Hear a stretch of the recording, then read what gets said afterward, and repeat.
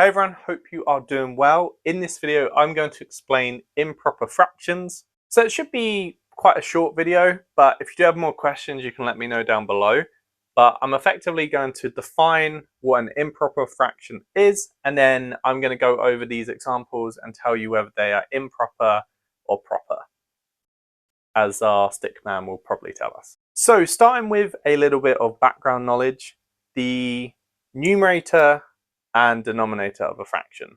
So what are those? So if you didn't know, the numerator is the top of a fraction or the number at the top of a fraction, and the denominator is a number on the bottom of the fraction. So what you need to know about improper fractions is that the number on the top is equal to or larger than the number on the bottom. So I'll show you some examples of this. So let's say you had 1 over 2. Well, 1 is smaller than 2, so this is a proper fraction, okay? And then the fact that it's equal to or greater than, let's say we had, for example, 2 over 2, which is silly because if you had any number over itself, it's going to be 1, like 7 over 7 or 10 over 10, it's just going to be 1. So, I mean, you would never write it like this anyway, unless it was just part of working out where you were doing some simplifications, but for the sake of the definition, this would be an improper fraction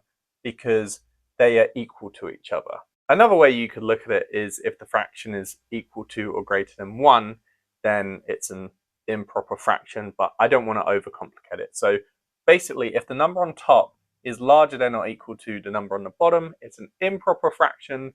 If not, like this one, it's proper. So another example would be 3 over 2. That's improper because this is larger than this. 7 over 2, these are getting larger, and these three are improper. Hopefully that makes sense. So we're going to help our little stickman friend decide who is proper and who is improper, or in this case, which fraction is proper or improper. So starting with 5 over 3. So like I said, numerator, denominator, and if the number on top is greater than or equal to the number on the bottom, it is improper.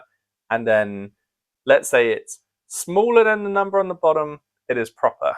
So what do you think is going to be for 5 over 3? Will it be proper or improper? It is an improper fraction. So that's why I've ticked it, because it's improper. Okay. Next up, we have 11 over 4. So, like I said before, if this number on top is larger, it's an improper fraction. So 11 over 4, it's going to be an improper fraction. And finally, we have 2 over 5. So 2 is obviously smaller than 5. So this is going to be a proper fraction because the number, oh wait, there we go, do it across.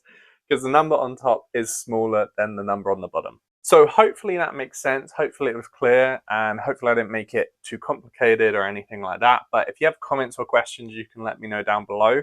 I will do my best to get back to you there.